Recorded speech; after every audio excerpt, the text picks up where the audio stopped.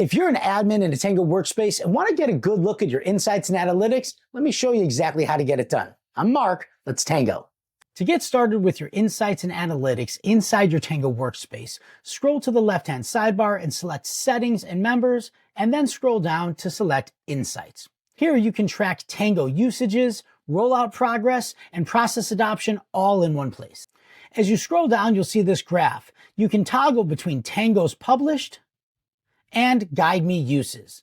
You can also see the process adoption is up 7% over time. You can even select to change the time value for this graph.